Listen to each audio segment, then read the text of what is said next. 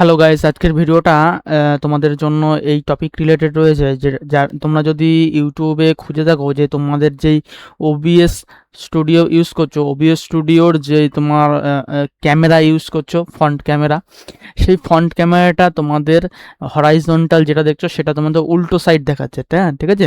এই উল্টো সাইডটাকে তোমরা কিভাবে ঠিক করবে সেই জিনিসটাই আজকের এই ভিডিওতে তোমাদেরকে দেখিয়ে দিচ্ছি।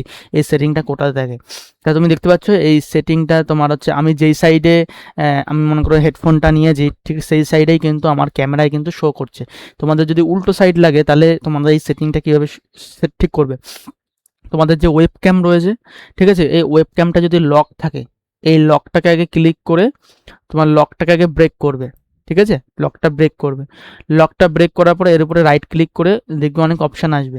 এখানে একটা অপশান রয়েছে দেখছে ট্রান্সফর্ম, ঠিক আছে। এই ট্রান্সফর্ম এই অপশানটাতে গিয়ে করবে কি ফ্লিপ হরাইজেন্টাল, ঠিক আছে। ফ্লিপ হরাইজেন্টাল করলেই কিন্তু আসবে। আর তোমাদের যদি এই অপশানটা যদি লকটাকে যদি আগে না ওপেন করো, ঠিক আছে, লকটা ওপেন না করে তোমরা যদি রাইট ক্লিক করো করে যদি এই যে ট্রান্সফর্ম অপশানে যায়, ট্রান্সফর্ম অপশানে গেলে কিন্তু এই যে ফ্লিপ হরাইজেন্টাল এইগুলো কিন্তু ডিসেবল হয়ে রয়েছে, ঠিক আছে। কোনো ডিসেবল হয়ে রয়েছে, এগুলো কিন্তু ক্লিক করলে তখন কিন্তু কাজ করবে না।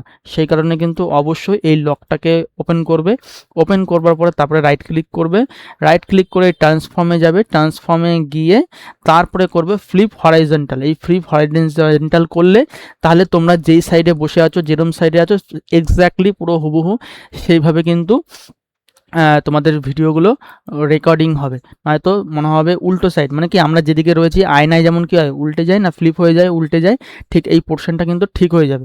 তাই এই সেটিংটা যদি তোমরা খুঁজে না পাও, আই হোপ এই ভিডিওর মাধ্যমে তোমাদের হেল্প হবে। আর চ্যানেলে নতুন হয়ে থাকলে অবশ্যই সাবস্ক্রাইব করে সাথেই থাকবে এরকম নিত্য নতুন ভিডিও পাওয়ার জন্য। Thank you so much.